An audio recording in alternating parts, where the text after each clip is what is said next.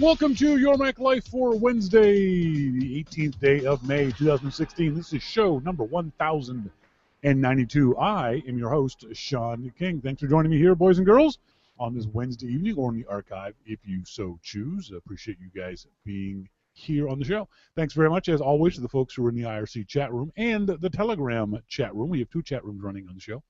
IRC is thanks to our good friend Monty. If you want to go to the website, yourmaclifeshow.com, right there below the video is the IRC. All you do is put in a name and you get popped into the IRC chat room. Easy peasy. You can join Sly and Sherry and Wayne and all the crew in the IRC. Or also a link on the yourmaclifeshow.com website if you want to join the Telegram room. Telegram room is open 24/7. And it's kind of cool because I'll get up in the morning and I'll notice that some people in India have been chatting to each other, or Saudi Arabia, or Britain, and it's like, oh, that's kind of neat. Overnight, these folks were, different day-night cycles, so they were chatting amongst themselves. That's cool. I like it.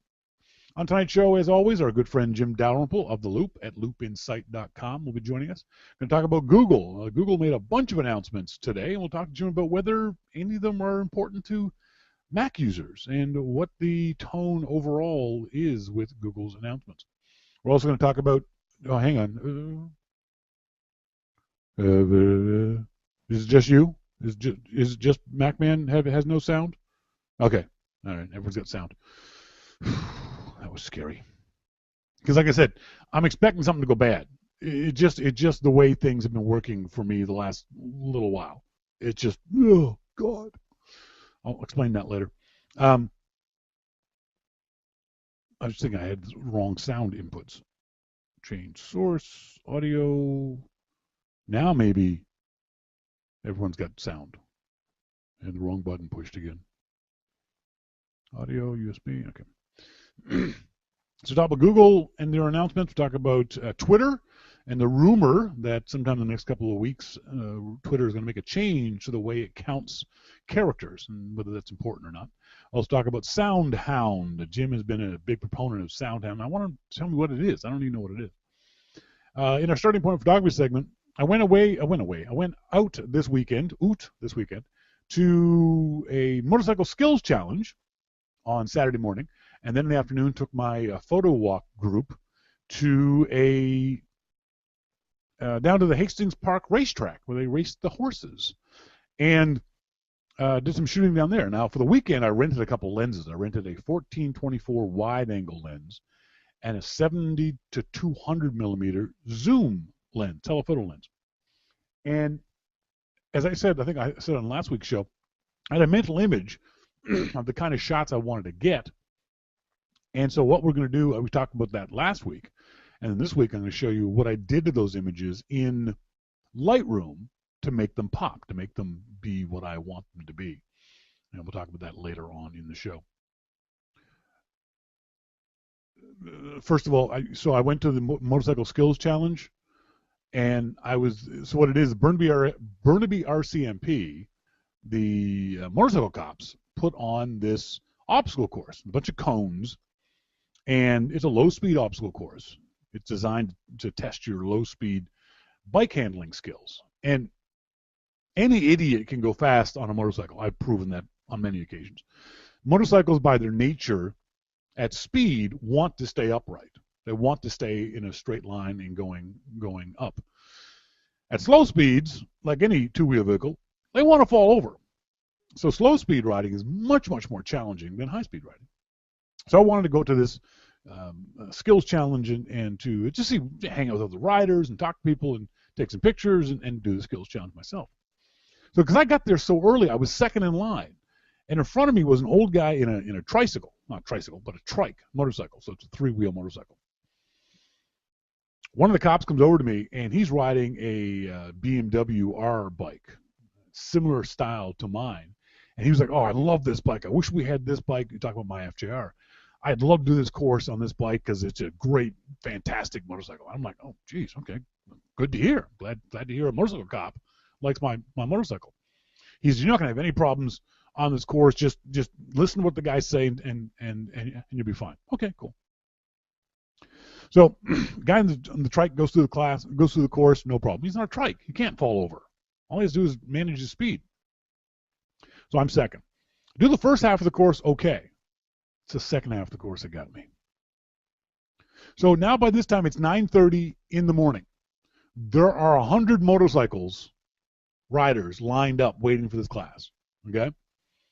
I'm second. I go through the first half of the course, well, minor problems, but I know what they were, so I know how to fix them. The second half of the course, there is a very tight right hand and then a tight left hand turn. And basically what you have to do is you have to go to the outside of the cones and then turn your handlebars so much they lock. And then using the clutch, the gas, and rear brake, maneuver around this thing. So I went out to the cones, locked the handlebars, and then I grabbed the clutch. And when you grab the clutch on a motorcycle, there's no power. And with no power, as I said earlier, at slow speeds, bikes want to tip over. Well, at no speed, they fall over. I dropped my motorcycle. I dropped my motorcycle in front of 200 other motorcyclists and 50 cops. Oh, it was so embarrassing. It was so embarrassing. And it was a low-speed thing. It was just literally just a tip-over kind of thing.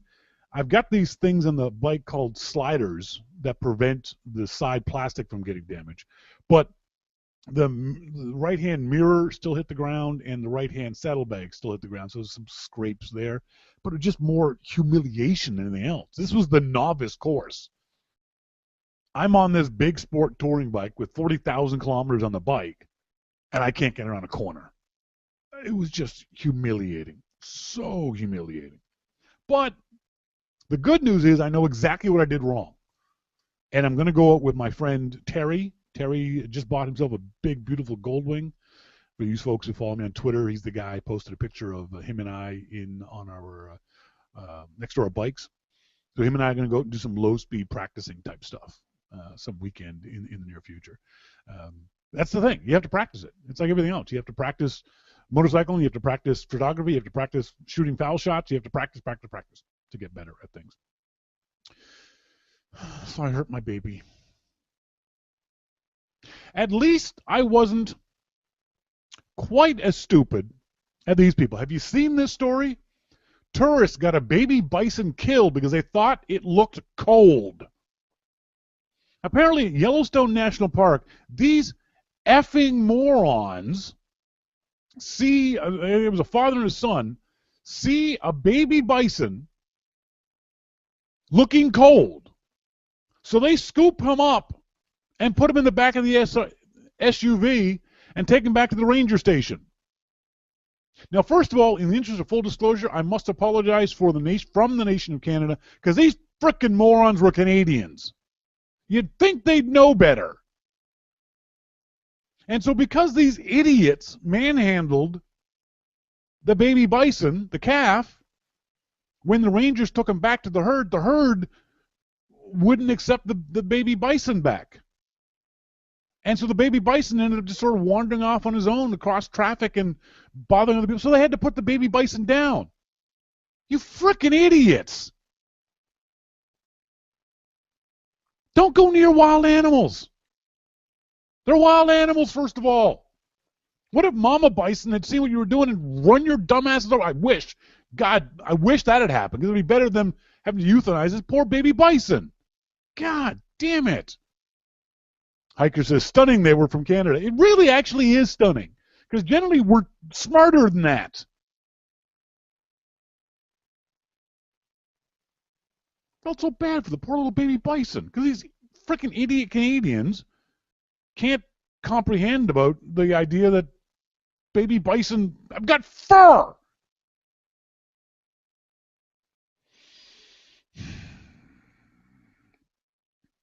Here's another story that I saw that kind of, people go, woo, and I go, no, this is not right. Have you seen this one? UPS now lets you track packages for real on an actual map. It sounds like a good idea until you think about, and maybe this is just my misanthropy for the rest of the world, aren't these guys going to get robbed now on a much more regular basis? You know, iPhone delivery day, they're going to be able to spot in a map in real time where the UPS trucks are. So they can hijack the UPS, because the UPS trucks, quite often in big situations like the iPhone launches, one truck will be completely full of iPhones. That's tens of thousands of dollars of iPhones. And if you can track the guy on an actual map, you'll know when he's in an area that doesn't have a lot of people around. I think this is a bad idea. I don't like the idea of tracking. I like the idea of knowing when the UPS guy is like an hour or 2 hours away, just so you know you don't get to sit there all day long waiting for UPS. It'd be nice to know if there's a window like 2 hours. That'd be fine. But tracking the package in real time, I don't need to track the guy in real time. I don't think it's safe for them to track the UPS guys in real time. That just seems like it's a disaster waiting to happen. It really looks to be shaky. And finally, this story. You all read this story. Warren Buffett invests $1 billion in Apple. That's great. That's great that the people, they're buying this stuff. It raised the stock price 2% on Monday when it was announced. The problem is everyone says Warren Buffett, Warren Buffett, Warren Buffett. Well, first of all, Warren Buffett himself didn't buy $1 billion in Apple stock. His company, Berkshire Hathaway, did. And everyone points out the fact that Warren Buffett has historically stayed away from tech stocks through Berkshire Hathaway. So when I first saw this, I thought, well, that's odd that Berkshire Hathaway is buying tech stocks, because Buffett doesn't do that. And then as I do more research, wow, there's a shock, tech media. It turns out that because Berkshire Hathaway isn't just Warren Buffett, it's not just Warren Buffett making the buys and sells of the stock, it's other managers. And it was a couple of other guys, new hires from like 6 months ago, who were tech guys, had bought the Apple stock on behalf of Berkshire Hathaway. So it wasn't Warren Buffett buying the stock. Yet everyone in the tech media wrote the story as if it was Warren Buffett himself personally buying Apple stock. And by the way, he bought it back in March too. The only reason it was found out was because it's an SEC filing that was announced on Monday. So this is not that big a deal. It's good that he bought the stock, but it's not this whole insane thing the tech media seems to want to make it to be. Whenever you read stuff like this, do some research. Tech media, it's not that hard. It took me 5 minutes of surfing around Google News to find out the details of this. Why was it hard for Macworld and Tidbits and 9 to 5 and everybody else? Because they're lazy. That's why. Wayne says, research doesn't get clickable headlines. I know. Oh, and finally, I had a hard drive crash on Monday. I had a great day on Monday. Went down to Granville Island and did some picture taking down there. I'll show you some of those later. I won $649. I only won $10, but I still won $649. That's the Canadian version of the Powerball lottery. Nowhere near as valuable as the Powerball lottery. I had a good day. I come home and my computer had died.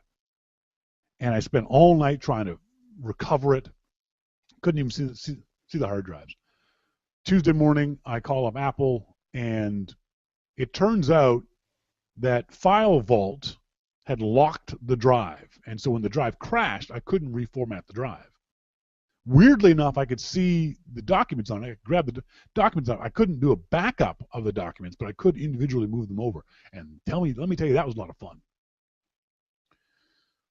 So the Apple tech support guy had me do some terminal commands that killed File Vault. Now the weird thing is, I've never used File Vault. I would never use File Vault. I don't need to use File Vault.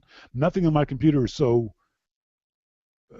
secret that I need to use File Vault. I don't trust File Vault for exactly this reason. Because if something goes bad, your entire hard drive is screwed.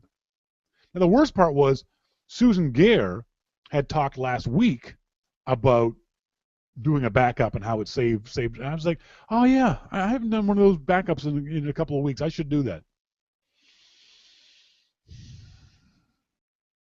So then, after I get the drive reformatted, the text guy said, don't use migration system to move stuff over. Move stuff over as you need it. Good Lord, it's a pain in the ass.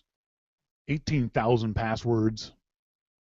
And one password I didn't work for a while there. So I couldn't get the passwords. So I couldn't get email to reset my passwords. Oh, God, it was a nightmare. I'm still fighting my way through it. It's still not fun at all. What will be fun, though, is later on we'll be talking in our starting point photography segment about using Lightroom to edit your images. It's really easy. You're going to be scared of Lightroom. Photoshop, you can be scared of. Lightroom, don't be scared of. I'll show you some Lightroom stuff later on. And then we're also going to talk to, up next, our good friend Jim Dalrymple of The Loop at loopinsight.com. We're going to talk about Google and SoundHound and Twitter and whatever else comes to mind. This is Your Mac Life.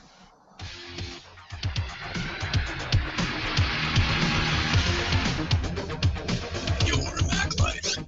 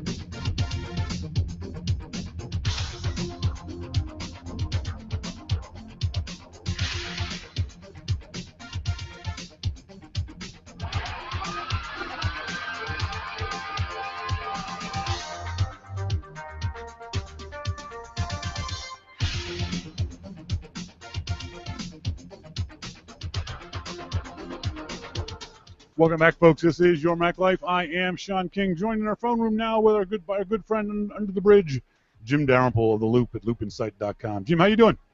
Doing good. How are you? Good. How was your week? Week is good. Good. Mine sucks. I'm glad someone's having a good one. Why? I had a hard drive crash on Monday, and I'm still recovering from it. It's a complete frickin' nightmare. It's just awful, awful, awful. Hey, you've been mentioning on Twitter every now and then this thing called SoundHound. Explain to the audience what SoundHound is.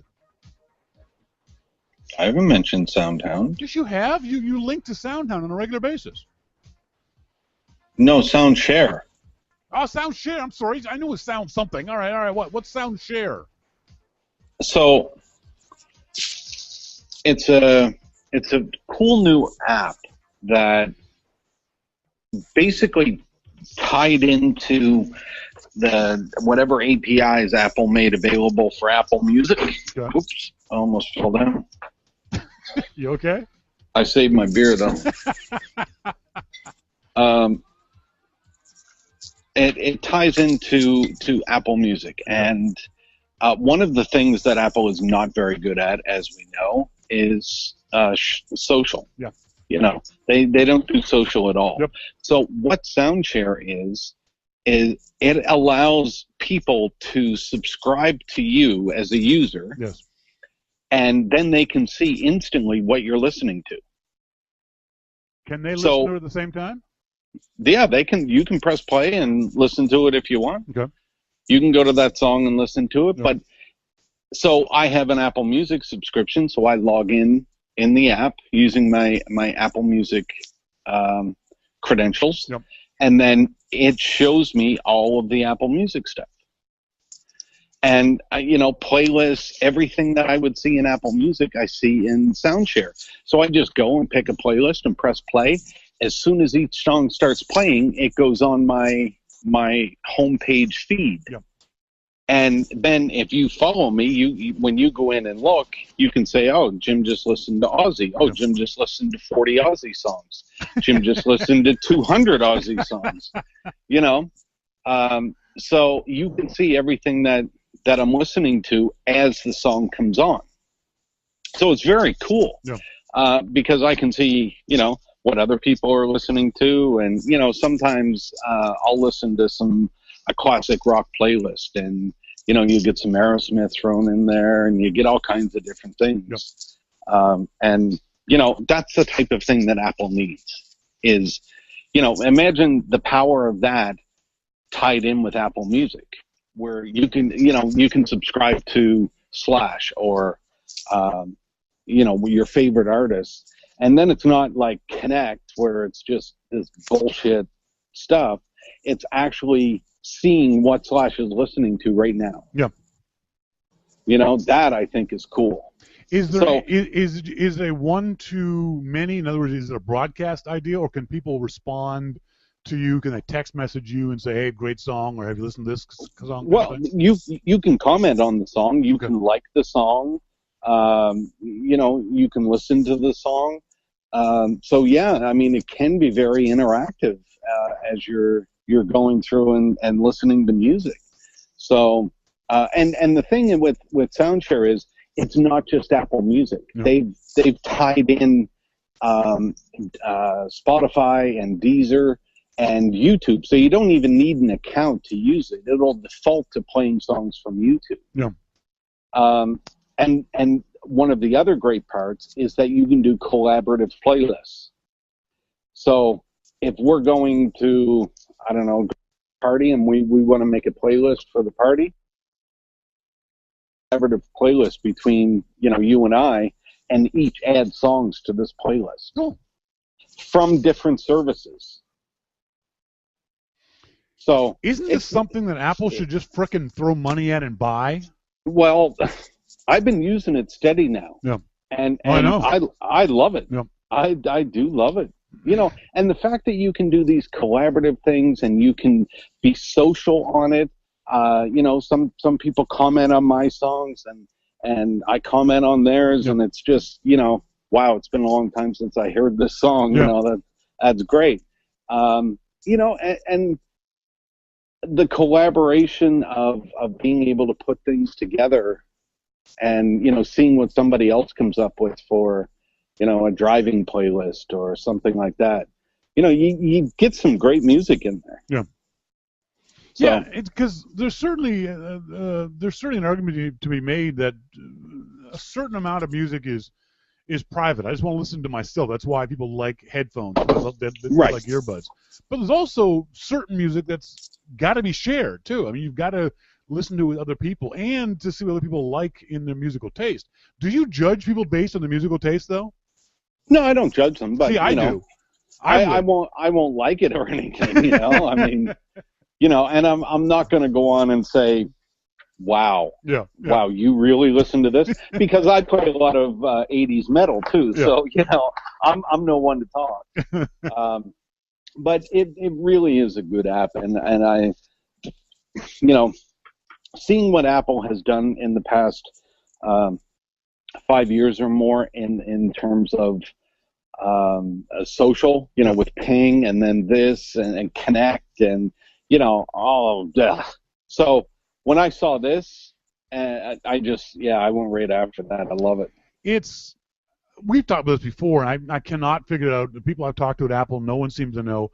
Why doesn't Apple do social very well? It's bizarre. It's like Steve Jobs' antisocial nature has been built into the corporate DNA, so they can't do social. Because it seems to me like this is the kind of thing that Connect and Ping and all Apple's other attempts at being social should have been. They seem like no-brainers, and yet Apple just can't do it.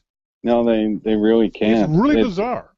And maybe, I don't know, maybe it has something to do with privacy and they want to make sure that everybody's safe and all that. I don't know, because, Facebook and Google don't give a shit about that stuff. So, maybe it has to do with that. I have no idea what the problem is, but this is the best app that I've seen at being interactive for music. Yeah. Because it's just instant. It takes, I think the song plays for about 10 seconds, and then it pops up in your list as you listen to the song. Yeah. And because you're signed into your service, if you press to see the song, like somebody, I press on one of your songs to see it. Yep. It will show me other songs from that artist and albums from that artist that I can listen to. Just like you would expect to see. It's not just one layer. Yeah. There are many layers in this app that once you start digging into, it's very enjoyable. Folks, the website is soundshare.co if you want to check it out for yourself. Google made a bunch of announcements today. Anything there that you think is important to Mac users? I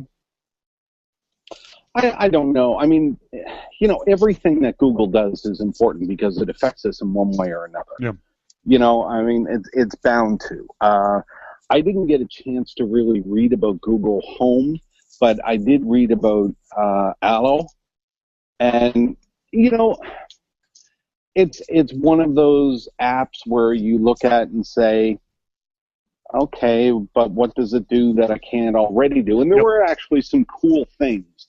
Like when somebody sent it, Allo will give you recommended responses to messages. Yeah. So somebody sent a picture of them graduating, and Allo knew that it was a graduation picture, and the recommended responses were congratulations or you look great or something like that. That I thought was pretty cool. Sure, if you can't think for yourself. Well, that's true. But I'm talking about the actual intelligence to know what was in the picture, and does it need a PNG to do that or a JPEG to do that? Can it do it on all formats? Yeah.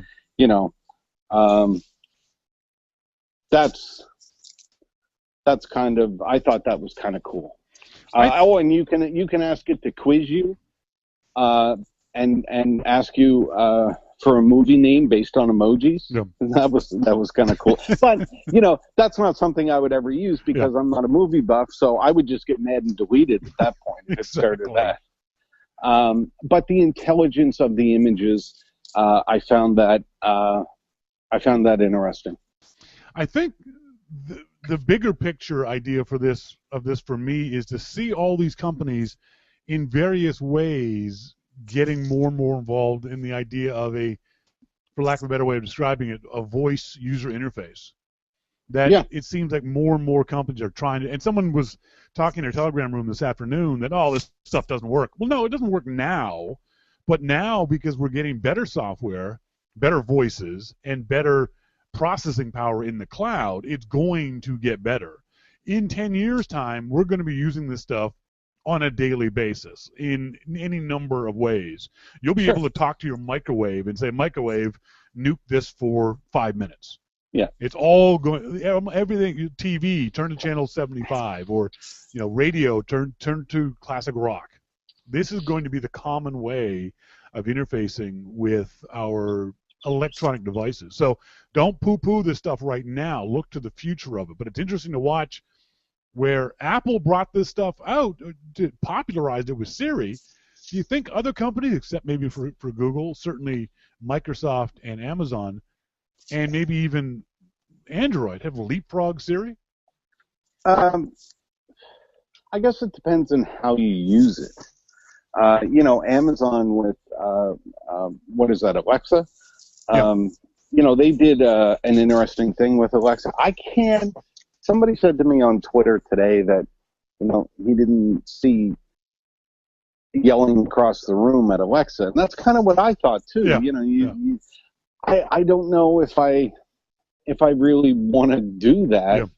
Yeah. In a lot of ways, Apple built that into Apple TV. You press and hold the remote, and you can ask it the weather, or obviously Alexa does a lot more than that. Yep. But I really, it depends on how you use it. My use of voice at this point is satisfied with Siri. Yeah. I ask Siri to play songs. I ask Siri to set timers. I asked Siri to what the hockey schedule is, although it didn't know last week. I know. Isn't that annoying? It didn't know what the hockey schedule was. Now, in fairness, and I did correct the story, I asked Siri I asked Siri and Google variations of the same question. So I asked Siri, who won last night's hockey game, NHL game, and Siri gave me an answer from 1987. Not helpful. Now, I asked Google, who won the NHL game last night, and it gave me the correct answer. Yeah. But when I asked Google the same question that I asked Siri, and I realized this later, I just said there are two different questions. One was who won the NHL game last night, and the other that did not work was who won last night's hockey game. So it was last night's as opposed to NHL game last night. Yeah, but that's a subtle difference that most users It is a get. very subtle difference, and it even took me. I had already posted the story, and then I realized, wait a minute. I didn't ask that same question. Yeah. I asked it this way, and a very subtle difference, but it made a big difference because Google couldn't answer it either. Yeah. But it annoyed me that because I sat down to, it was 4:00 in the afternoon. I asked Siri, "What's the NHL schedule today?" Siri gave me the score of last night's game, and then I asked Google because I was sure there was a game on. Yeah. So I asked Google, what's the NHL schedule? And it came up and said, yeah, there's a game coming on in an hour. Yeah. Come on. Yeah, we have to be a little gentle with these things because this is 2-3-year-old technology at best. It's at the very nascent beginnings of it, and it will get better. But right now, for a lot of us, either we don't use it enough to know how to ask the right questions, or there's no reason for us to use it. For the most part, there's no real reason. I mean, the only thing I use, we talked about this before, I use Siri to set timers. Siri, set a 5-minute timer, set a 90-minute timer for when I'm cooking.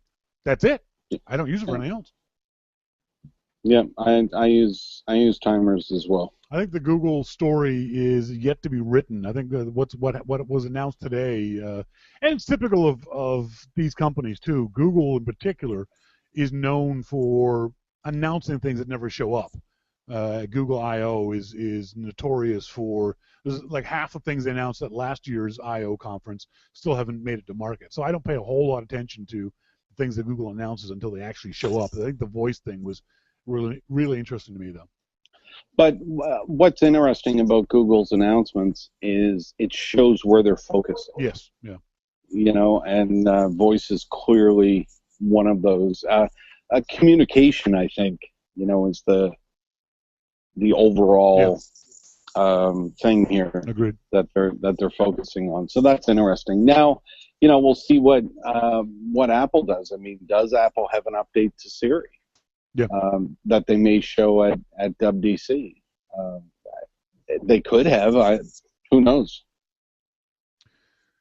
Two stories that are kind of tied in. You posted on loopinsight.com. Apple investigating error 56 on iPads. You wrote, I didn't update my iPad Pro when I saw these reports starting to circulate. This is not an uncommon problem for Apple in the last 5 years. I've stopped updating immediately as soon as things become available because of these issues. Now, they're not widespread. They're not in the majority. They're not even in a large minority. But you certainly don't want to get bitten by any of these little bugs. That being said, was the other story that Apple engineers visit an iTunes user to troubleshoot issues where they showed up at the guy's house. Is this a new form of tech support for Apple, or is this guy so special that Apple's sending engineers to his house? And why did they send him to your house? You know, I think that this guy's problem is so unique that they needed to go see it for themselves. That's what I think. Yeah. I don't know, but this doesn't seem what happened to this guy does not seem to be a widespread issue. Sure, yeah. Of deleting physical music from your actual hard drive. Yeah. I mean, for me, it deleted it, actually, it didn't even delete it. For me, it hid it in the cloud. Yeah. So I couldn't find it. But, you know, they showed me where it was, and sure enough, it was there, and, you know, all was good. This guy's problem is serious. Mm. This guy says that his music was physically deleted, which, no matter how you look at it, shouldn't happen. It basically can't happen, but it did. Yeah. And, you know, Apple acknowledged that there were rare cases where there was a bug in iTunes. Yep. That's a serious issue. Yeah, no kidding. That's a serious issue. I mean, I lost my mind when I thought my music was gone. Yep. I lost my mind. I was so upset. Oh, yeah. Understandable. And, you know, musicians that I talked to, I mean, were just, I mean, they were beside themselves because they know some of the music that I have that, you know, you don't get that stuff back. That's right, yeah. So, you know, clearly there are some issues, not a widespread issue. So, yeah, I mean, does it make sense that Apple went there? Absolutely. I mean, this is something, if they could replicate that themselves in Cupertino, they wouldn't have gone. Sure, yeah, agreed. But I'm betting that they couldn't, and that's a problem. You know, if it's happening, no matter how few people it's happening to, it could happen to more. Sadly, though, it's a common problem. I mean, Apple has had this issue for a while. Now, part of it, as I was thinking about this over the last couple of days, is part of it, I think, is the number of devices Apple has out in the wild now. Billions and billions of devices. That's hyperbole. They have at least almost 1 billion iPhones out there, and so they probably got 50 million iMacs and 50 million iPads. So, you know, the chances of weird things happening that Apple can't foresee have gotten a lot greater than when there was only 1 million Macintoshes out there. So I'll cut them some slack on that. But I'm still Apple has lost my trust when it comes to software. I trust them when it comes to protecting my data, and I trust them when it comes to being a company that generally will do, quote-unquote, the right thing. But when it comes to software updates, I don't trust them at all anymore.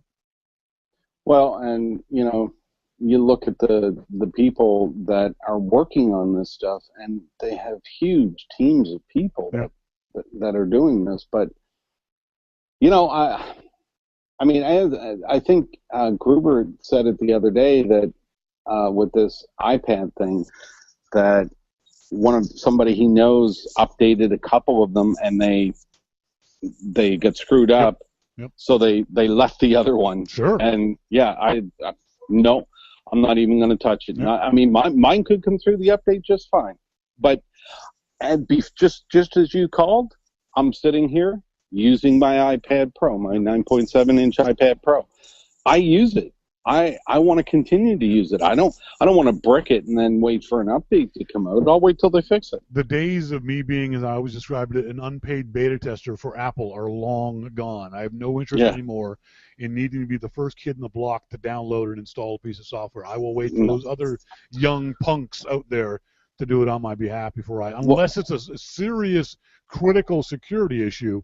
If it's just a bug fix and I'm not affected by the bug, I'll wait a week. Yeah. I'll wait. I mean, you know, I do that with even, you know, the new versions of iOS for iPhone that come out. Yep, same thing. I do install them, the beta versions, but only after I've called Rennie Ritchie and said, okay, what version are you on now and does it work? And he says, Yep. no, don't do it. Or, yeah, it's better now, it works. And then I'll go do it. So Rennie is my private beta tester. As Wayne in the IRC chat room says, never upgrade unless it provides functionality you need or fixes for a problem you have. There you go, Wayne. That's a perfect way of looking at it, kids. There's no need nowadays with all the problems to jump on every single. There's no prize for being the first guy you know to download software updates. And no prize to be the first one to brick your phone. There's no air miles. You know, you're not getting bonus points, kids. So just stop doing it. Yeah, I wait. A perfect example. And I'm glad I did. A perfect example was the problem I had on Monday. When I finally got a hold of tech support on Tuesday, they told me it was because of File Vault. File Vault had corrupted my hard drive, and therefore I couldn't use any tools to recover the data off of that hard drive. Oh, wow. The thing is, though, I've never used File Vault. I've never turned File Vault on. And the tech support guy said, oh, yeah, sometimes it turns itself on. Are you shitting me? That can't be right. I would never use File Vault for exactly this reason. A, like I said earlier in the show, I don't have anything so secure that I need to encrypt everything on my hard drive. And B, I'm always worried about if that encryption goes south on me, it's locked my hard drive. And that's exactly what happened. The tech support guy, and I told the tech support guy, I said, that doesn't sound right because I've never turned on File Vault. And he said there are instances where when you update to 10.5, 10.11, whatever it might be, remember how we had the problem so many iOS updates of Apple turning Bluetooth on when you updated to a new version of iOS? Because you need Bluetooth. Yeah, they were doing you a favor. Exactly. That's right. Exactly. And so that might be the issue here was that there was some little on switch that turned File Vault on that I didn't notice that. Like I said, I don't use File Vault. But why doesn't it do it to everybody? Because it's just it's a bug. That's why they call them bugs and not features. It's just one of those things. So I'm now going to be religious about checking, make sure File Vault is frickin' turned off all the time. God, that's weird. Speaking of weird, this was the best story all week. The best. Apple Pay's retailer-backed rival currency may never launch. Yeah. If you didn't see this coming, you are not paying attention. Yeah. We all saw this coming. And the only thing you can brag about is how soon you saw it coming. I saw it the day they announced it. Other folks saw it last year when they said, oh, no, we're still working on it. We're going to push it forward into 2016. People were saying I knew this was dead in the water from launch. Dead. And it doesn't matter how these folks spin this. The worst part is 30 people lost their jobs, but guess what? You were working for a company that was already dead, so I have no sympathy for you. You shouldn't have gotten to work for these guys because everyone else knew they were a shitty company. I always have sympathy for people that lose their jobs when it's no fault of theirs. I really do. But what I'm saying is this was their fault. They should have known this company was going to go belly up. Well, I mean, it's not the workers' fault. It's not the programmer's fault. You know, it's all the management's probably still there. Oh yeah, no kidding. You know, so the people that actually don't know what they're doing, they're still around collecting a paycheck. This was a bad system from the get-go. There was nothing good about this. The only thing about this, and a lot of folks don't realize it, is this was a system set up by the stores to try to get around the payments they had to make to MasterCard, and American Express, and Visa. This was not a customer system. This was not a customer-friendly system. It was just trying to screw MasterCard. And because you didn't care about the customer, that's why this thing's not going to work. And because of that, they also, wanted your checking account and, everything else that they could get. Yeah. It's a bad idea from the start, and no matter, again, they say that they've just postponed it. No, it's dead. In 6 months' time, you'll hear a very quiet announcement that the vendors have decided to go back to working with MasterCard on other systems. Yeah. Yeah, you can't do stuff like that. you know, and expect to get away with it. You can try, but I mean, the way that Apple does Apple Pay is brilliant. Yep. That is brilliant. It really is. I mean, you know, nobody gets your credit card. There's no theft. There's nothing going on. There's nothing weird. You pay, and they get an anonymous transaction ID, and everything is secure. Exactly the way it should be. Exactly. That's right. That's right. I'm not going to give you any more details than I absolutely need to, and you don't need to see anything of mine. It's just all hidden. Yeah.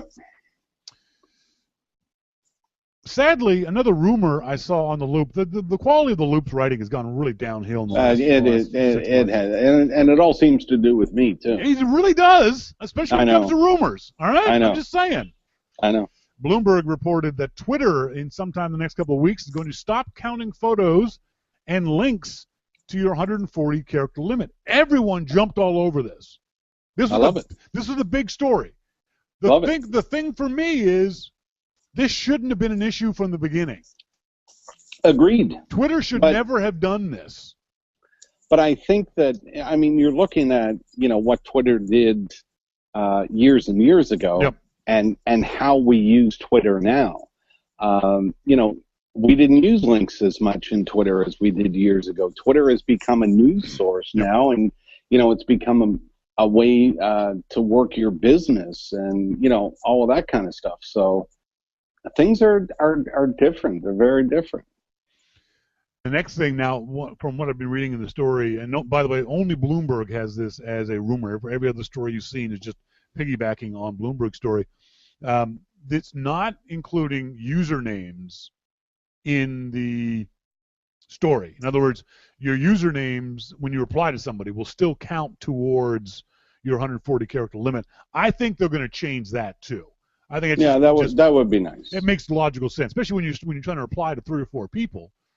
You can end up losing a lot of your character count because of that. I still always like the idea of Twitter being 140 characters. So do I. 120, 100, whatever it is. I think that feels right, but I hate the idea of having URLs and photos take up the part of the 140 characters. So I welcome this news from Twitter. I just want to know what took them so long. This is something that should have happened 5 years ago.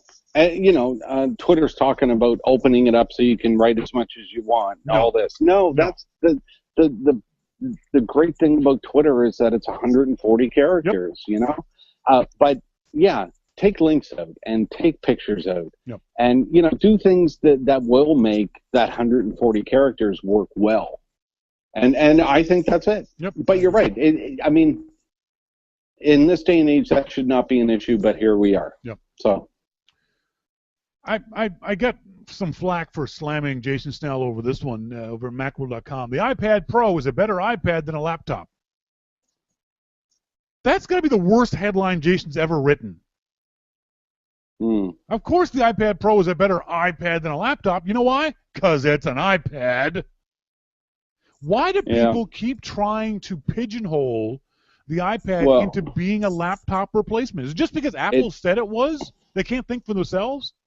In fairness, you know as well as I that a lot of times Jason doesn't write the headline. The writer doesn't always get to write the headline. Yeah, but the writer's responsible for the headline. I'm not letting him off the hook. He's a big boy. No, you don't have to let him off the hook. But the writer oftentimes does not get a say in what the headline is. And I don't know what the case is here, but once a thing is turned in, and the editor can put whatever headline he wants on it. That's just the way it is. Then there should be text at the bottom of the story where Jason says the editor of this story is an idiot. Because the thing is, it immediately colors your opinion of the rest of the story. And the story's good. Jason's a great writer. He's a great reviewer. Now, I have no quibbles with the story. But it immediately gives the tone of the story that's written by an idiot, especially when it shows up in Macworld, because Macworld is full of idiots nowadays. It's chock-a-block full of morons over there nowadays. So Jason's got to be careful of being associated and getting shit on him because he's playing in the shit pile. Well, I know from experience, and I know from talking to other writers of publications that, you know, I'll contact privately and say, you know, that was pretty bad. Yep. And they say, you know, I didn't have anything to do with it. Yeah, but still, I no, won't let guys off the hook. No, you do what you got to do. But the fact is that's the way that it is. I know. And it's awful. But, you know, so you end up with an editor that's probably a great wordsmith editor, but doesn't know the topic, and, you know, gets a headline to fit what he thinks the story is. Finally, we'll let you out on this one. People are always noticing who Apple hires and reading into these kinds of things. Mac Rumors writes, Apple hires pair of engineers from wireless charging startup Ubeam. People have been talking about wireless charging for 10, 12 years. I saw it at CES 12 years ago. It's never caught on for any number of reasons. The technology just isn't there to do it efficiently or to do it quickly.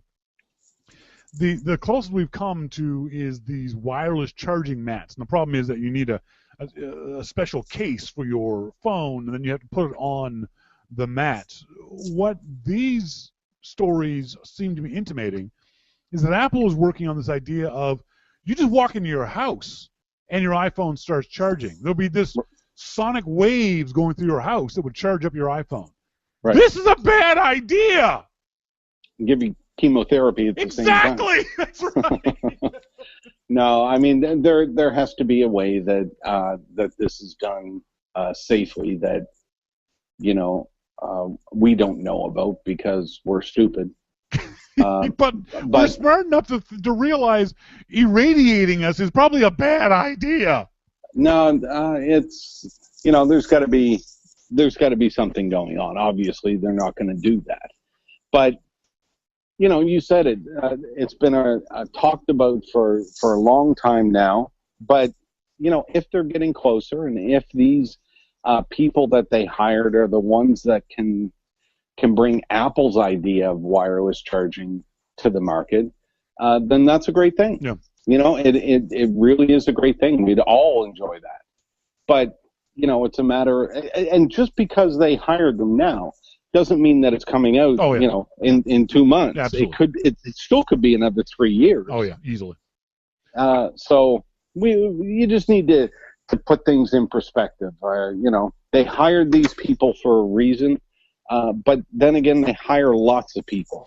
I think what Apple's going to do with this is the wireless charging will be built into the phone, and it'll be a mat. It'll be some sort of electrostatic mat that's plugged in. I can't see Apple ever going to the hassle of trying to convince paranoid people, myself included, that sonic waves throughout my house will charge up my phone. As Wayne says in the FC chat room, is plugging your shit in really so bad? It's not. Plugging it in is really, really easy. I think this wireless charging is a problem in search of a solution, in the sense that for the most part it's fairly easy to plug your stuff in. If there was a mat somewhere I could put my phone down on and it would charge that way, that would be okay too. But I have no problem now plugging things in. But I certainly would not want the idea of wireless charging going throughout the entire house. We get irradiated enough with Wi-Fi and electromagnetic and all this other kind of stuff. I don't want to add more signal to that. Okay, now you're. I know. You're, you know. I know. Jeez. I know. Wow. It's a little it's a little tinfoil hat kind of stuff, but I don't see this as being such a huge problem where I need to have my phone wirelessly charging. Isn't it time for you to stand up and turn around 3 times and, you know, stomp your foot and, you know? I'll do that right after this break. Folks, been talking to Jim Dalrymple of The Loop at loopinsight.com. He's here each and every week. Thanks, Jim. Thanks, Shawn. Talk to you next week. See ya. Bye. I know it sounds a little over the top. I get that. I know people who are terrified of Wi-Fi signals in their house.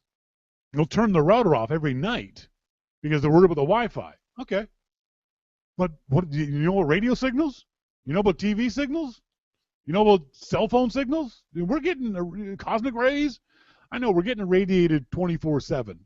But still, I don't see the sonic wave charging my phone thing as a real necessity. It's something that really you need. If you disagree with me, let me know. Send me emails to onair@yourmaclifeshow.com. I always love hearing from you guys by email. If you agree with me, disagree with me, you know I don't mind that. You know I love getting disagreements and arguments. I'm a fun arguer. Our good friend Greg Gare, sorry, let's back this up. Somebody asked Gruber, John Gruber on Twitter, what was the first podcast he was on? And Gruber said he didn't know, but he's probably Your Mac Life. I said, no, I guarantee it was Your Mac Life, because everyone's first podcast was Your Mac Life. When you've been around for 22 years like I have, you're the first podcast for everybody. And I remember the first podcast with Gruber because he had just decided to take Daring Fire. I had interviewed him before, and he was taking Daring Fireball to be his full-time job. This was 2002. Greg Gare pointed out that it was Daring Fireball started in August of 2002. If anybody has those old Your Mac Life files, so if anyone knows which was the very first podcast that Gruber was on in either July or August of 2002, let me know. Send me a URL, send me the file, whatever you have. I know John would like to hear that very first podcast from so many years ago. So if MacMan says if someone can get me a date, I may have it. The closest date I've got is because Greg says Daring Fireball started in August of 2002, so it would have been before then. So it would have been June or July of 2002. That's as close as I don't have the information anymore. I've lost it. I don't care about that stuff. I never have. People are always amazed at how I have no archives. I don't think of the show as being evergreen. I don't think of it being that you would go back and listen to a show from 10 years ago. Nothing important was said 5 years ago. Nothing was important said 20 minutes ago. So that's why I don't have copies of stuff. In our starting point photography segment for tonight's show, as I said on last week's show, I went out on Friday, rented a couple of lenses from a company here in Vancouver called Bow Photo Supplies. I rented a 14-24 wide-angle lens and a 70 to 200 millimeter wide-angle lens. And went to, first of all, I went to a motorcycle skills class on the Saturday morning, and then to the Hastings Park racetrack on Saturday afternoon. On Sunday, I went out riding with my good friend Terry and took some pictures of he and I with our bikes. And then on Monday, I went down to Granville Island, a beautiful, beautiful spot, great for photography down in Vancouver, before I sadly had to take the lenses back. I'm now officially begging for donations for $3,000 so I can buy that lens. That 7200 millimeter lens was just spectacular. Oh my God, it was good. Oh, the wide angle lens was different. It's one of the reasons why I tell folks to rent lenses rather than buy a lens. Say you're thinking about some kind of shooting. If you rent the kind of lens that you're thinking about, you can get a feel for it. So I rented this wide angle. I've never shot a wide angle lens before. So this lens was 14 to 24 millimeters. So it had a field of, on a zoom lens, your field of view is like this, right? So that's what you see through the viewfinder. On a wide angle lens, your field of view is like this. It's almost 180 degrees, it's like 120 degrees.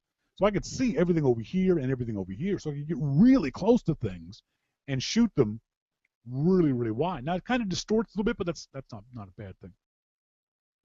So I did the shot. I took over 700 photos over the weekend, and I bring them into Lightroom. This is my workflow. MacMan says the 70-200 2.8. Yeah, baby, the 2.8. Same with the wide angle was 2.8. So each night I came home from the shooting, I would take all my photos, download them to a backup hard drive. That way I know I had them. And then I'd go through them really, really quickly. I'd import them all to Lightroom. So what you do is you import them all to whatever your photo editing software is. And then I immediately delete the bad ones. I don't save every photo I've taken because I know from experience 90% of the photos most people take, myself included, are crap. They're out of focus. They're badly composed. They're badly lit. There was a mistake made. So you throw them away. Even the pros throw away more shots than they keep. So don't feel bad about throwing away your shots. If you look at a picture and you know it's bad, but think to yourself, oh, I might be able to fix it. No, you can't. Trust me, you're not going to fix it. You're not going to, if it's blurry, out of focus, poorly composed, you're not going to fix the shot. Just throw it away. So I got it down to, I think, out of the 700, 200 shots that I started playing around with on Sunday evening. Out of those 200, I probably threw out another 150 because I waited 24 hours before I went back and looked at them again. This is my workflow. So let me show you what I saw in Lightroom. Let me see if I can't get this pulled up properly. So,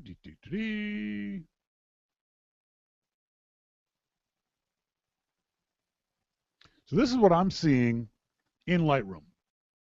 This was the idea of me seeing the photo in my mind's eye before I took the photo. One of the ways you get to become a better photographer is by visualizing, pre-visualizing images before they actually happen. And as I'm walking around this motorcycle skills training class, I saw this big old Harley cop bike, and I saw those cones off the distance. I thought, oh, you know what? I'm going to stay here and wait for a bike to come running down those cones. I think it'd be a neat shot. So I saved this photo. So the next thing I want to do is I want to edit the photo. And for me, again, this is my personal workflow. What I always tell folks is the first thing I want to do is crop out the stuff that's not important. Whatever isn't part of my story of this photo, you get rid of. So the first thing you do is you just get rid of the elements of the photo that don't add to the photo. So you guys can see I'm just cropping out the edges of the photo. All the stuff that isn't important to the shot. One thing I'll do too is I'll always zoom in to get a better look too of the photo, to see if, interestingly enough, that's my bike. That's cool. I didn't realize that. That's another FJR. So I'll look around the photo to see, okay, that's what I'm looking for. The next thing I do is in the Lightroom developer module. This part is really easy. I click on the white balance and set it to auto. You see how that changed the color of it? I'll go back and see how it's a little too blue here. When I click white balance, I get more of that 9 o'clock light that I saw. I click auto tone, and it brightens things up. And then maybe a little bit too bright, so I'll bring the exposure down a little bit. Then Lightroom just has these sliders. So I can't show you guys. I guess I can't show you the sliders. No, I guess I can't. Can I? Window, screen mode. There's the secondary display, show second monitor preview. No, that's not it.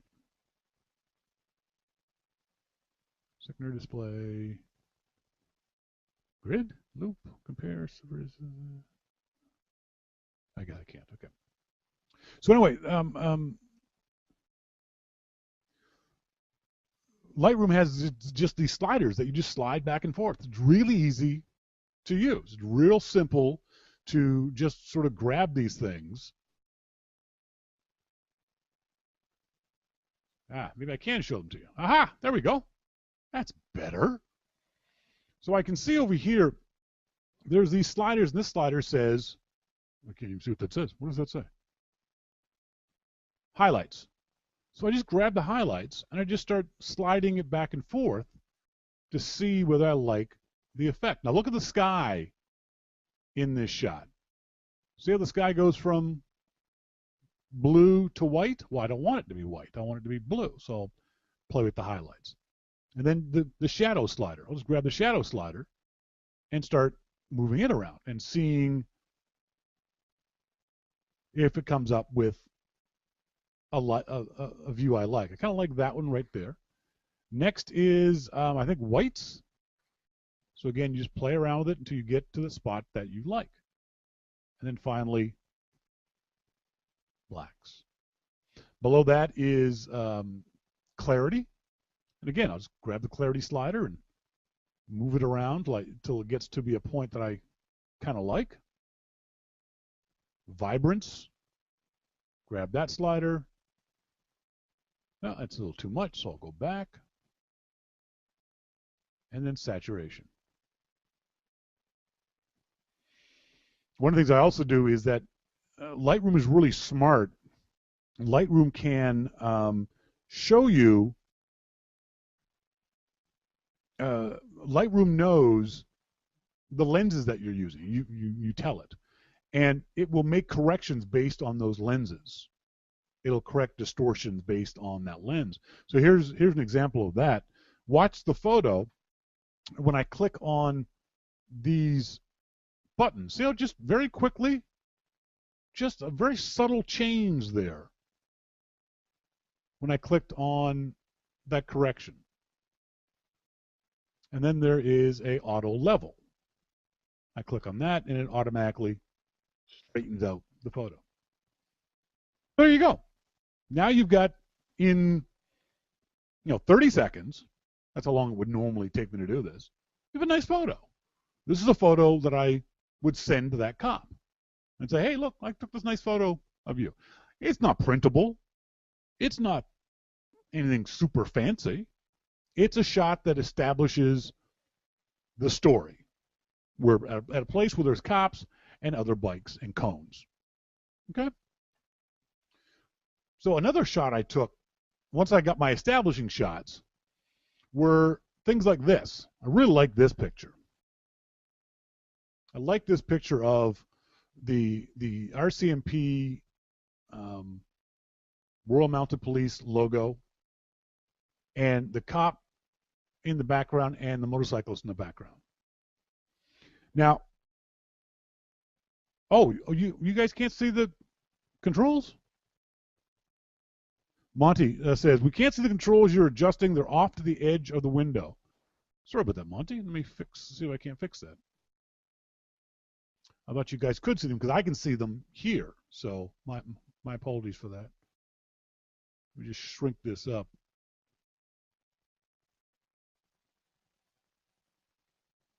Okay, Monty, can you guys see the controls on the right-hand side now over here?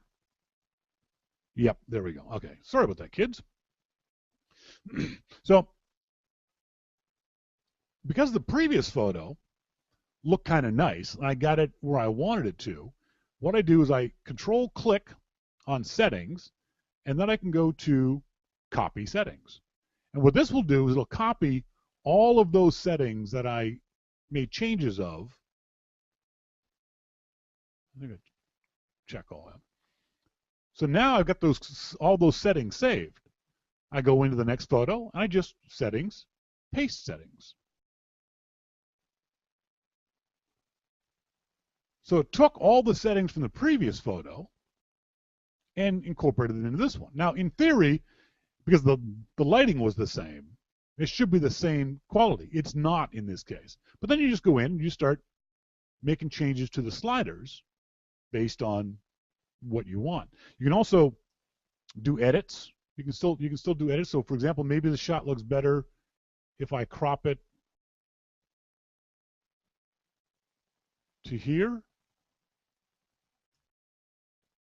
Maybe that's a better shot with the RCMP logo in focus and the biker out of focus. Doesn't matter. You decide how you want your photos to go. So I took a couple different photos from different angles. I like that angle better.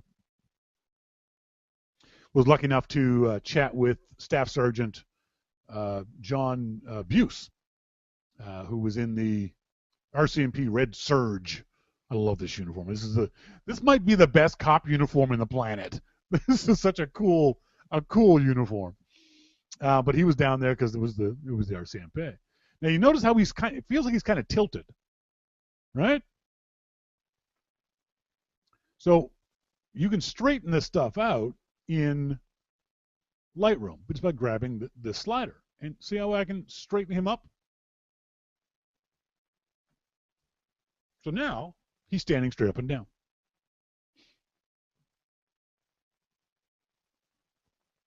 This is using the big 70 to 200 millimeter lens and able to get some really nice. I wasn't able to get close to the bikes, obviously. But I could get some really nice shots of the cops throwing their great big huge beasts of bikes around the obstacle course. I love this shot. This was a really neat shot. Again, this is the advantage of the 70 to 200 millimeter lens. I didn't have to get up real in her face to take a picture, but I was able to get this shot. And then if I wanted to, I can crop the shot down to where it's just her in the picture. And this is all really easy to do in Lightroom. It's just dead simple. So then that afternoon, I went out to Hastings Park Racetrack. And Hastings Park is probably one of the prettiest racetracks, small racetracks around, if only because these are the North Shore Mountains. This here, actually, that area you see there in the picture, the clear-cut area here and here, that's the ski area. This is the city of Vancouver, and you can take a bus and go skiing here. Not only can you take a bus and go skiing here, this is Grouse Mountain, you can ski over here, and you can ski. There are 3 ski areas within the city of Vancouver. There's Grouse, there's Cypress, and there's Seymour. Now, the snow isn't very good, but it's still kind of cool. In the middle of wintertime, you can go skiing in these kind of places. So this is the big wide-angle shot that I will use the 14 to 24 millimeter lens to get the big picture of this. You can see the horses on the track. So we stood down by the finish line and took shots of the horses coming across the finish line.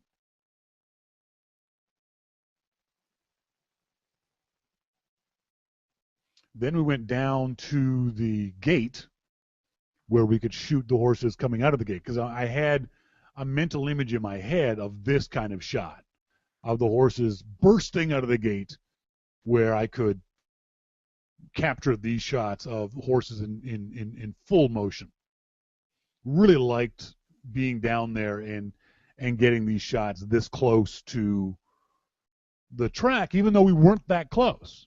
I was using a great big 200 millimeter lens, so I was able to get these shots, but we were still not particularly close. I really like this image, if only because it shows the juxtaposition of the two things. So here's the first version of the image. And while it's okay, this is why I always tell folks, especially in situations like motion, turn your camera to what's called burst mode, where it takes a rapid series of shots, one after another. Because the action happens so fast in car races or kids running or pets or horse racing that just trying to get the motion, get the moment with one click, you often can't do it. It's a perfect example of it. You can see the shot I was taking here, and while I liked the shot, it didn't do anything for me until I saw the second shot, which would have happened literally a split second after this shot. And for me, it was because of the motion of the rider's whip. This shot, not as good as this shot, simply because of that whip hand. I love the whip. I don't like the whip hand. I don't like that thing. It's I understand why they use it, but I don't like it. But it's the shot that I wanted to get in this. Also because of the big zoom lens. Look how dirty this horse is. And this was not a wet track or anything like this. This was just a regular everyday track, and this poor horse is just covered in mud. That's why you want to be out front, kids.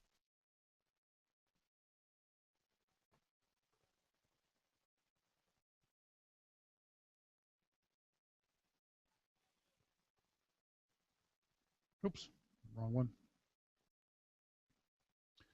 Here's a shot I'm actually considering printing off.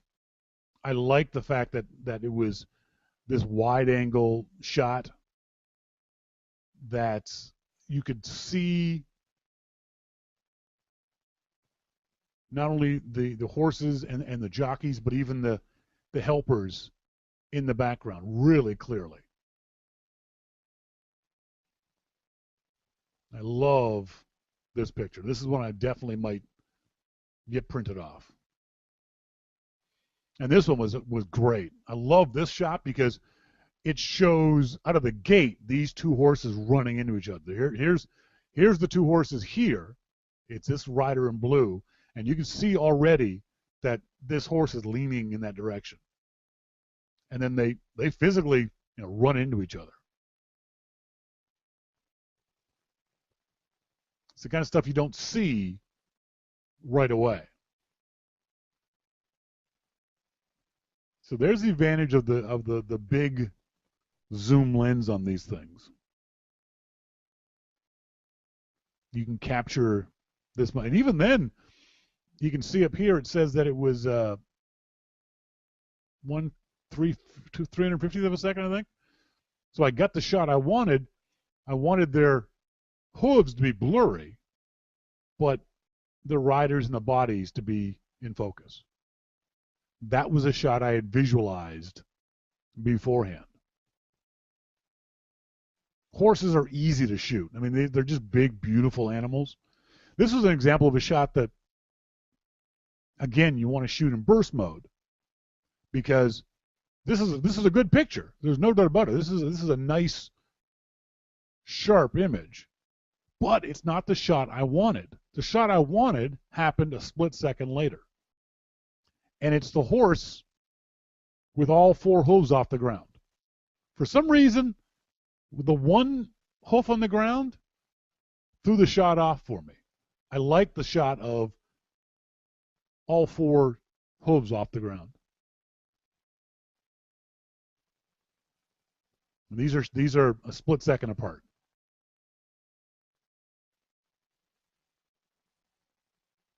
Yeah, and as Monty says, that lens is impressive. Yeah, it's a $3,000 lens. It frickin' better be impressive.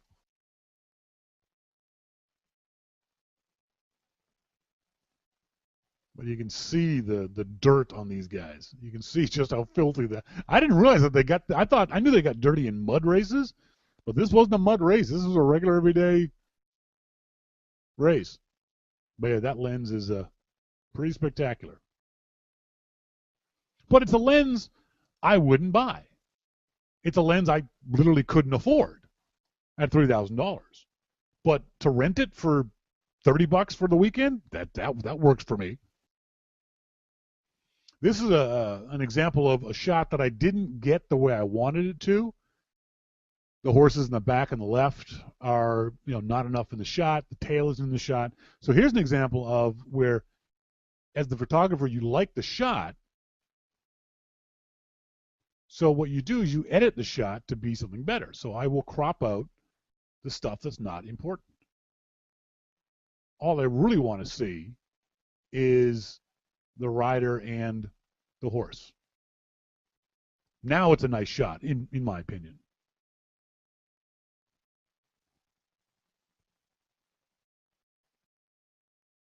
But look at the detail that lens captured in the horses and the fur, the hair, the riders' faces, the eyelashes.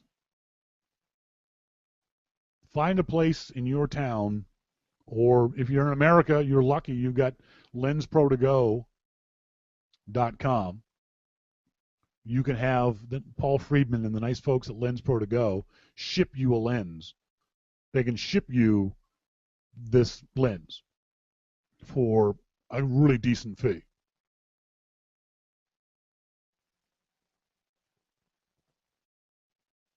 So go ahead and do that. Go one day, just find a thing, an event that you're interested in, and go to lensprotogo.com and rent one of these lenses. Believe me, you will not not regret it. So here's an example of the wide angle lens that I was using. I'll show you. Oopsie, hang on, come back. Then on Monday, I went out and went down to, as I said, a place called Granville Island to take pictures down there. I've been to Granville Island many times. It's a beautiful spot to take pictures. And I kind of had an idea of the place I wanted to shoot at, the kind of images I wanted to get. So I used the wide angle lens, and this is how close I was able to get with the wide angle lens. That's probably 6 to 8 feet with the shots you're about to see. So I'm about 6 to 8 feet away from the motorcycle getting these shots.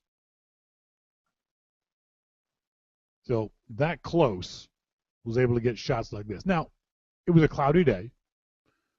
So what you do is you just start messing around with these sliders to fix the issues. So I'll click on white balance. I'll click on tone. Already brightening it up there. Mess around with the highlights to brighten things up. So you guys can see these sliders I'm playing with, right? So I'm looking for more detail in the clouds,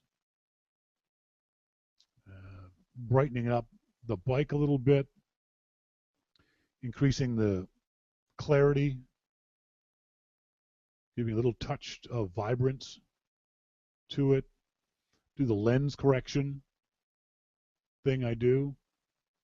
Click there and click there.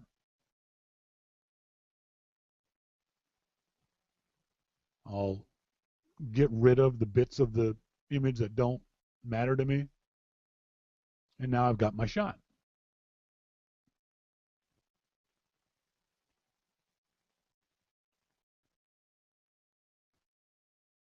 So it's really easy to do this kind of stuff in Lightroom. I really, really encourage you guys to download a copy of Lightroom from Adobe's website. I think they still got a 30-day free trial. And just play around with this kind of stuff and see what kind of images you can create using Lightroom. Because there's the image straight out of the camera. Too dark. But in Lightroom, you can fix it. You can play around with images. Here's the self-portrait I took. It came out pretty good. You know, all things considered, that's not a bad picture. Again, I'll crop out the bits that aren't of interest to me. And these are taken with that wide angle lens. That's how you saw how close I was with the wide angle lens, and those are the shots that I got with that. And then inside Granville Island, the public market is a big farmer's market. Really pretty in there. Outside is the Falls Creek area, and there's all kinds of paddle faster, lady. This is if you get a chance, if you're in Vancouver, there's this little thing called the Aqua Bus, which is this bus that goes up, a water taxi that goes up and down the Falls Creek waterway. Really pretty. This was one of those shots I absolutely loved. Another one that I had the mental image of, and I knew I was going to do this to it. So I'm going to crop out the edges of it, the things that aren't important. I love the colors, the red and the yellow and the orange. And then just start messing around with the sliders and see what they do for the shot. See if they make it better, make it worse, and then I'll play around with this for a while, just moving these sliders around. I had another copy of this that I think is almost printable because it came out so nice. So it's just that easy. It's not hard to do these. You don't have to know what any of those sliders actually do. You don't have to know what exposure means. You don't have to know what clarity means. Just grab them and slide them back and forth. See if they create the image that you like, that you want to see. The rest of it is you'll figure out eventually. There's all kinds of YouTube videos and lynda.com tutorials and Scott Kelby tutorials, books, websites to learn how to get into the nitty gritty and the tweaks of these kind of things, the sliders and everything else involved in Lightroom. But the beginning, the basic type stuff, the stuff I've just shown you, you can figure it out all by yourself. Import your images, play around with the sliders, and create stuff that you like. Sherry says it should be red, orange, yellow, silly grocery store. Why should it be red, orange, yellow? Red, orange, yellow. Oh, because you're thinking kind of like a rainbow thing? Rainbow. All right, I got you. All right.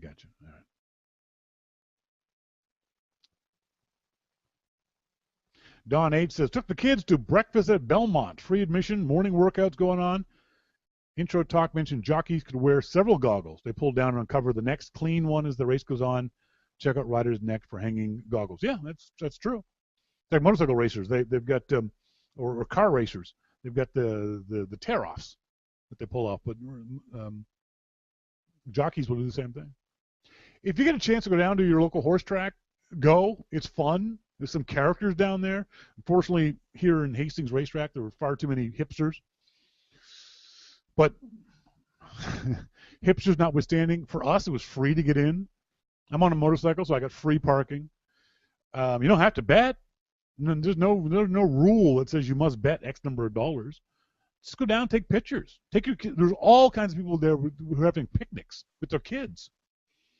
Hot dogs and hamburgers and babies and strollers and kids petting horses and stuff like that. It's a great afternoon. It's a fun afternoon. So Monty says, in Lightroom, do these adjustments modify the original image, or are the settings saved in a separate file and applied on the fly? In other words, could a novice user ruin a picture by playing with these sliders and not be able to get back to something that looks good? Great question, Monty. Lightroom does non-destructive editing. It doesn't actually change the file that you're using. All it does is show you a representation of those changes, and you can actually see over here on the, let me bring it up again. You can see on the left-hand side, all the changes you make in a file are in the history. And you can delete these changes in the history and reorder them and things like that. But none of these changes get locked into your original file. It's only once you go to export the image that something gets locked in. And even when you export, it doesn't lock it in on your original. It never touches your original. As MacMan says, Lightroom and Aperture were non-destructive, which is great, because that way you can't screw it up. You can't mess up the original image no matter how many times you play around with these images. So that's really, really good. Really good. MacMan says, one of these days I'm going to have to hold my nose and abandon Aperture. You don't have to. Do you have to? If you like Aperture, if you like the way Aperture works, if it works for you, there's no reason to dump anything else. You'll be very comfortable in Lightroom, though. I'll grant you that, and in Photos. Photos will be frustrating because it can't do as much as Aperture does. But you'll be very comfortable with Lightroom. It's very much the same sort of paradigm of photo editing. So, yeah, MacMan says, I'll probably use it till an OS update breaks it. Yeah, that's not a bad way of looking at things. Sure, folks, that was a little more long-winded than I thought. We're out of time. I want to say thanks very much to Jim Dalrymple from The Loop at loopinsight.com for joining me here on the show. And you guys, as always, for being part of the show, whether you're listening in live in our IRC chat room or our Telegram room or tuned in to the archives. As always, thank you guys very much for joining me. Until next week, I've been Shawn King, and you've been listening to Your Mac Life. See ya!